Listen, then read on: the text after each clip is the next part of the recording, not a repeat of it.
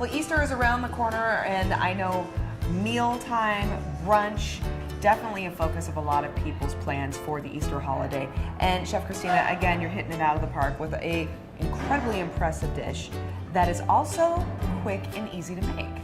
And it's an alternative to what you may see during the Easter holiday when you put out a spread, right? Right. Okay, so what do we make?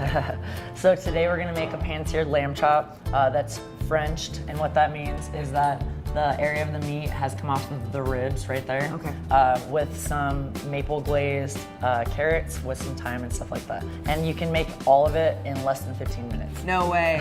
Proof. Okay, I want to see it though. Proof is in the pudding or the pan on this one. All right, so how do we start? All right, so what you want to do is obviously have a hot pan, and then you have some lamb chops right here.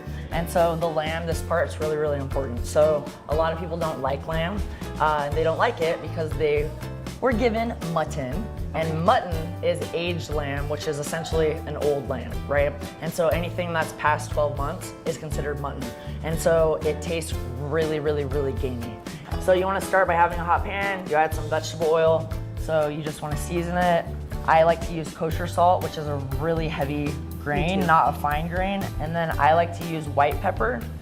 I liked how you mentioned before, when you know that the oil's ready, when you see it almost look like a helicopter's hovering over it. That was such a great visual for me because I always have a hard time judging the temperature of my oil. So you never want to crowd your pan. So you add it to the side. Oh. And you want to make sure that it's at least a couple inches away from each thing. So when we're browning these, you have to just leave it alone. If it releases from the pan, then it's ready to be flipped. Okay. So I'm gonna pull, and then nice mild reaction. It releases from the pan. You flip it. The great thing about this recipe is literally these take maybe 4 to 5 minutes to cook for the perfect temperature. So you have that nice browning. We're just gonna let that sit for a second, and then I'm gonna pull it. So the first side takes maybe 3 to 4 minutes. The second side only takes about a minute. But we're gonna do our quick pan sauce really fast. So you have the oil in the pan, it's getting a little bit hot. So we're going to add our onions. For all you internet recipe people, do not add your garlic at the same time as your onions. Oh. Garlic burns in 30 seconds. Onions take 1 to 2 minutes to get translucent or caramelized. Okay. So these are caramelized, so now I'm gonna add my garlic. And then I'm going to deglaze my pan with a little bit of lemon juice. Deglazing releases all those soups and brown bits from the bottom. Oh, okay. Then I'm going to add a little bit of chicken stock. You can use veggie stock as well. Wow. Do you guys smell that? Holy cow, that smells awesome. All right, so that's that pan sauce, all right? So I'm going to just pull out the remainder of this butter because we don't have to use all of that. I am so hungry. We have now. the lamb right here that I'm just gonna plate really quickly. And that needs to rest just for a hot minute. Then I'm gonna pull this pan and I'm gonna hurry up and do these carrots really quickly. All right, so I'm gonna have a little bit of butter. Okay. The carrots just have, so these carrots I par cooked, meaning partially cooked, like restaurant.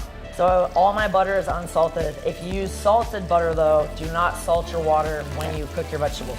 So I added some butter that's unsalted, a couple sprigs of thyme. The thyme is just infused. If you would like to pull the sprigs of thyme, then you can do that as well. Okay. I like to just add it to the butter that way and then pull out the thyme in the very end so it doesn't add the flex to my carrots. Oh. And yeah, that's a good then, point. so that's just simmering for a hot second. Then I'm just gonna add some maple syrup.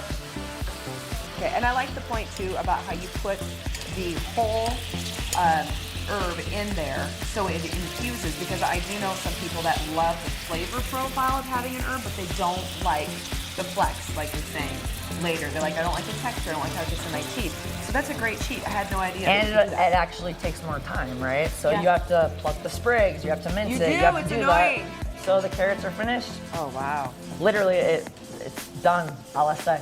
And you just pull them out, and it's gonna be a little messy on my plate right over here. This one's a little bit better. And then they're finished. Oh my goodness.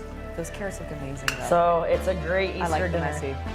And this recipe actually you can use interchangeably with every single vegetable that you can possibly have. Wow, this is fantastic. Again, impressed.